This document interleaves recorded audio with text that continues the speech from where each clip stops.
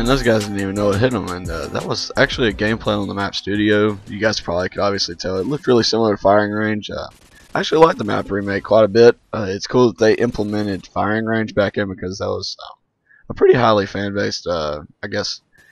It was a highly fan-based map from Black Ops 1, so Treyarch did a good job by, I guess, remaking it. They made it look pretty cool, and you know, they did a good job on it, of course.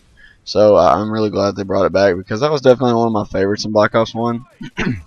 And I don't know, I just, you know, it's cool they brought it back. I've been playing on it a lot. I've been playing actually a lot of the DLC. And I have to say, I think my favorite, I guess, new map, not necessarily a brought back map, would have to be, I guess the one on the rooftop. I can't remember exactly what it's called, and I forgot. I don't know, I just like that map because it's pretty close range oriented. It's good for people with SMGs, which I'm actually not been really using SMGs too much lately. I've been using the assault rifles, trying to get them diamond.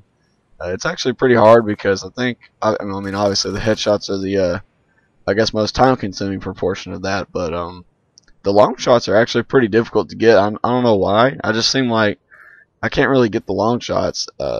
You know, even if I try and shoot at people really far across the map, even though it's just 10, it seems like it takes forever to get them. It takes me like 3 or 4 matches. I usually go for Nuketown to get them, which is even more ironic because that's one of the smallest maps in the game. I'm pretty sure it's actually the smallest now.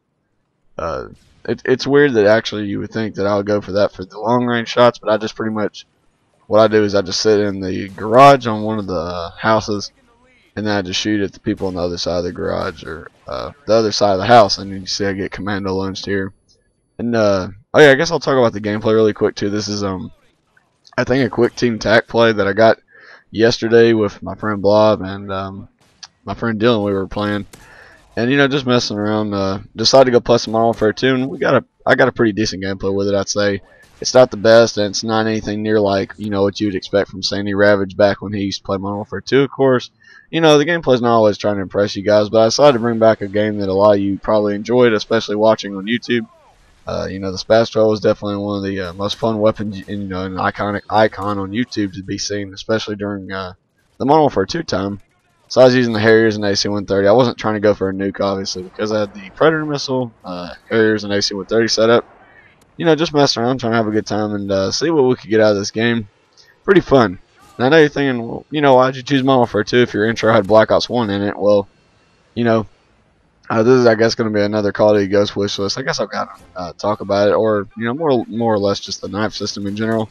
How it's been in Call of Duty, and they change it literally pretty much every single Call of Duty. They literally mess with the knife system because it seems like they never really know how to balance it. Now, Modern Warfare 2 was one of the Call of Duties that it definitely changed, and it was for the worst, and they made the knife extremely powerful. I mean, as you can see, Commando, they even made a perk specifically dedicated to the knife that literally made you lunge about 13 or 14 meters, which is pretty outrageous. I don't exactly know why they thought it was a good idea to make the perk. I'd never really understood that, because in Call of Duty, the knife has always been pretty reliable. You know, usually you wouldn't really miss targets that much, especially if you recall reloading. You know, that's usually when I knife people.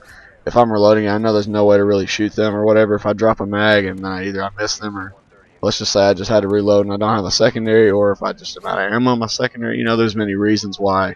But usually that's the only reason I knife someone. You know, a lot of people would call that painting knife, and the term would get thrown around a lot.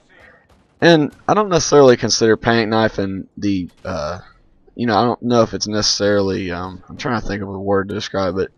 I don't think necessarily just because you knife someone doesn't mean you're painting knife. And I guess it doesn't really matter. It's not really relevant to what I'm going to talk about. But, you know, a lot of people, they throw the term around like, you know, just because you get knifed, you know, you're painting knife or whatever.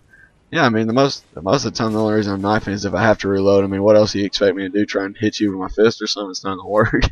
You know, you can't really do that. But I don't know. Just my thoughts. Feel free to leave your, you know, comments down in the comment section below on what you think about the knife system in Call of Duty, and kind of what you want it to be like in Call of Duty Ghost, the next Call of Duty. Because I think personally, the best knife system they had was, I'd have to say, in either Call of Duty 4 or Modern Warfare 3. The way the knife worked, it wasn't too bad. It was actually okay. You know, yeah, you could still panic knife people, and it still did have a pretty decent lunge on it. But this is just ridiculous. This one guy keeps knifing me, the Just Zeppelin guy. he was running around with Commando, I think lightweight and possibly Marathon Pro, just running around knife me with either a tack knife or a Kimbo USP 45s, and yeah, he was trying to, I guess, get on my nerves, and he started to later on. He started to kill me a lot, and it was hard for me to get my streaks and do all that good stuff. But yeah, Modern Warfare 2, obviously, they went in the wrong direction with the knife system. I think in Black Ops 2, they also went in the wrong direction. I think they nerfed the knife way too much, and I know in the beginning clip it actually looked like the knife was pretty reliable and actually pretty good, but those are actually pretty rare. I mean, it's rare that the knife actually lunges, and when it does, sometimes you can still miss targets as you would in every Call of Duty, but I think the knife is extremely unreliable, and it's extremely, what's the word? It's really hit or miss. It's either really good sometimes or it's extremely bad. Like, you can literally try and knife a guy that's right in front of you and it'll have no lunge, and you have to literally like get up to where you could literally breathe on him to just knife him. It's ridiculous. And sometimes you can't even knife the people that are laying down prone. I don't know what's up with that, if it's a glitch or what. I think it has something to do with their weird knife system, while they pretty much took the lunge out, and then sometimes, like I said, it does lunge. So I don't know exactly what they were trying to do with the knife system. I know a lot of people were complaining about it, but honestly, though, I think Modern Warfare 3 did have it right as far as the lunge goes. Yeah, I have got panic knifed a few good times on Modern Warfare 3, but I think the knife system actually has to have a function, because it is necessary if you're a decently skilled player, or you just think you're a competent player, and it's just a good skill to learn, because if you're needing to reload or something and you do not have a secondary, it even says, as far as I remember when the first Call of Duty started, they kind of do a little training thing. Everybody's probably went through it when you first start playing Call of Duty. It's like, switch to your pistol, and then it says, now knife, whatever, and it says, switching to your pistol is faster than reloading, and it said knifing is even faster than switching to your pistol or secondary. It's just the basic key functions of Call of Duty, and they need to really keep that base function in the game. They need to actually still make it reliable and usable, in my opinion, just because it's just a little bit more strategy put in. Yes, it is annoying, I understand, to get knifed. If you're in a gunfight and you think that you probably should have killed the guy when he just lunges through your bullets. Maybe they need to kind of look into that. I know Infinity War with their knife system, they've always been kind of ridiculous, but let's just hope that they're going to go with the Modern Warfare 3 / Call of Duty 4-esque knife system. I'm pretty sure they're not going to go back to Modern Warfare 2, because they know exactly what happened with that. A lot of people griped and complained about it. Luckily, they fixed it in Modern Warfare 3, and I'm sure they're not going to bring a perk back that makes you do that, so we don't have to look, I guess, against that. We don't have to think, oh man, that's going to probably happen again. It probably isn't. So that's good news to look forward to. So I'm pretty sure that, like I said, Call of Duty Ghosts will be pretty good as far as the knife system goes. One can only hope, but like I said, feel free to leave your comments down below what you think they should do to improve their knife system. If you don't exactly know which Call of Duty was your favorite as far as the knife went, I like to kind of hear you guys' feedback, and I'll try and get back to you as quick as I can about it. Do all that. I know I've been lazy on Twitter again, guys. I know the people who do follow me. And I'm not doing that to get followers or anything. I'm just doing that so you guys can stay updated with whenever I'm going to upload a video or whatever. Of course, follow me on Twitter. It should be a link on my channel somewhere. Just try and find it. Go check it out if you want to follow me or whatever, to try and stay updated for important news and information. Excuse me, guys. My mic was kind of acting weird there, so I had to fix that and figure out what was wrong with it. But anyway, just follow me on Twitter. Try and stay updated. I've kind of talked about it in the past few commentaries, just because it does help you guys out a little bit if you kind of know what is going on, what to expect from my channel for those days or whatever. Again, I guess this is kind of pretty much it for the content. I know it was pretty long. I apologize for that. The commentary was longer than I was hoping it would be, but the gameplay, I couldn't really cut it down too much, just because my recorder's still been acting kind of weird. Or not my recorder, but just my computer. It's been acting really weird.